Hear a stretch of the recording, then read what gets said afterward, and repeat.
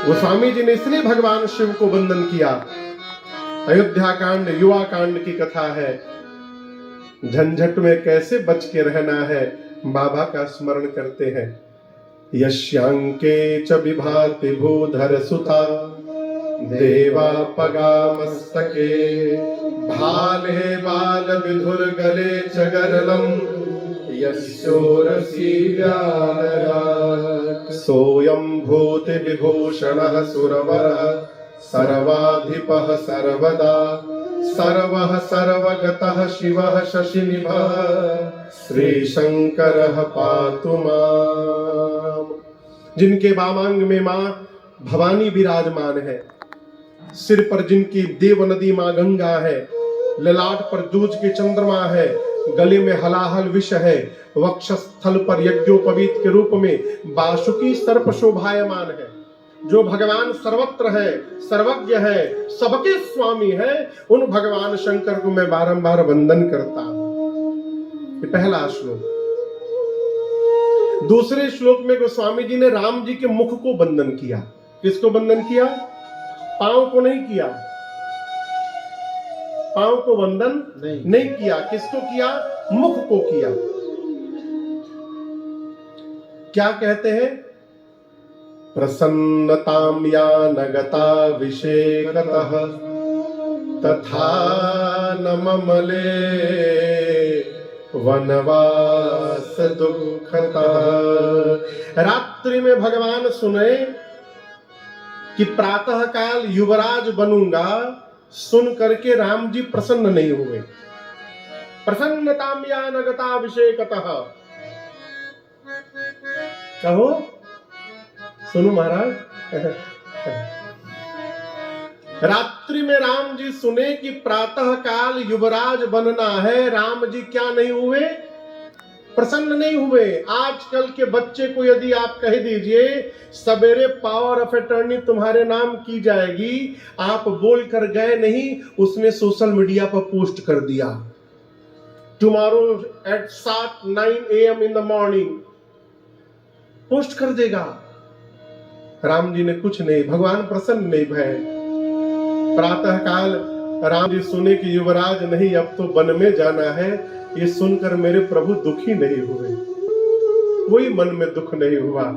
गोस्वामी जी कहते हैं राम जी का स्वरूप जो सदैव एक रस में बना रहता है, मैं उस रूप को वंदन करता हूं। वही भक्तों का मंगल करने वाला, मंजुल मंगल प्रदा। तीसरा श्लोक आप मेरे पीछे दर्शन करिए।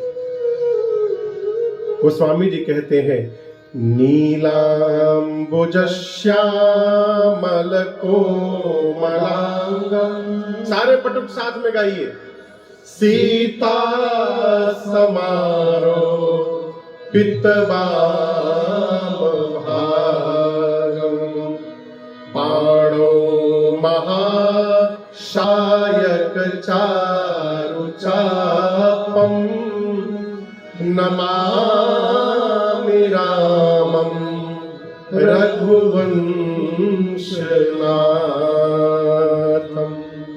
गोस्वामी जी कहते हैं नील अंबुज के समान जिनका श्याम रंग का शरीर है, नीलांबुज श्यामल कोमलांगम, कोमल कोमल जिनके अंग है।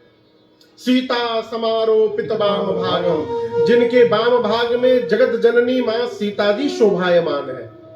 पाणौ, पाणी नहीं पाणौ, उभौ, दोनों हाथ में महाशायक, एक हाथ में महाशायक अमोघ बाण और दूसरे में चारु चापम, चारु यानी सुंदर, चाप यानी धनुष।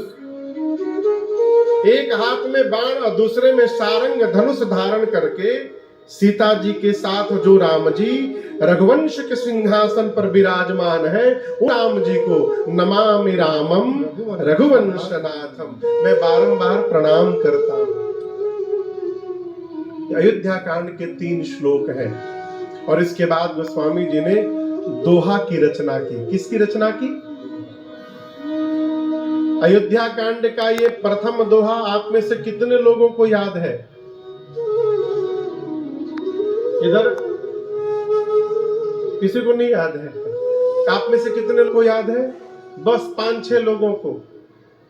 बटुकगण आप लोगों को याद है अयोध्या कांड का पहला दोहा? एक बात बोले, सबको याद है। धरती पर ऐसा कोई हिंदू नहीं, सनातनी, जिसको ये दोहा नहीं याद है। आइए साथ में गाइए अयोध्या कांड का प्रथम दोहा। श्री गुरु चरण सरोज रज, निज मन मुकुर सुधार, वरनौ रघुबर बिमल जसु, जो दायक प्रचार। ये दोहा कितने लोगों को याद था? पहले क्यों नहीं हाथ उठाए? महाराज हमको तो पता ही नहीं था कि ये रामचरितमानस का दोहा है। हम तो हनुमान चालीसा का मान बैठे थे। हनुमान चालीसा प्रारंभ होती है, बुद्धिहीन तन जानिके सुमिरो पवना कुमार, बल बुद्धि विद्या देहु मोहि, हरहु कलेश विकार। यहां से हनुमान चालीसा प्रारंभ होता है। श्री गुरु चरण सरोज रज, ये अयोध्या कांड का पहला दोहा है। वहां से उठा करके हनुमान चालीसा में जोड़ दिया गया। गोस्वामी तुलसीदास जी महाराज अयोध्या कांड की कथा प्रारंभ करने से पहले अपने गुरु जी के सरोज, मतलब जानते सरोज, श्री गुरु चरण सरोज, सरोज माने कमल के पुष्प को सरोज कहते हैं। कमल का पर्यायवाची शब्द क्या है? सरोज। आप में से कई लोग का नाम भी होगा। तो गुरु जी का जो कमलवत चरण है, कमल के जैसा चरण है, श्री गुरु चरण सरोज रज, उस कमल रूपी चरण में जो रज यानी धूल लगा है, उस धूल से निज मन मुकुर सुधार। मुकुर यानी दर्पण। मुकुर यानी, आप लोग दर्पण देखे कभी? नहीं देखी हो कभी? दर्पण माने शीशा। बिटिया बोल दिया नहीं देखे। दर्पण माने मिरर, शीशा। रोज नहा करके बाल झाड़ते समय देखते हैं ना। आप बताओ, यदि दर्पण पर मैल जमा हो जाए, चेहरा दिखाई देगा? तो आप क्या करेंगे? उसको साफ करेंगे। जिस प्रकार दर्पण पर मैल जम जाए, अपना चेहरा नहीं दिखाई देता, उसी प्रकार जब मन के दर्पण पर मैल जम जाए तो जीव को भगवान की कथा समझ में नहीं आती, उसको भगवान नहीं दिखाई देते। इसलिए गोस्वामी जी अयोध्या कांड लिखने के पहले अपने मन रूपी दर्पण को निर्मल किए, साफ किए और कथा प्रारंभ किए।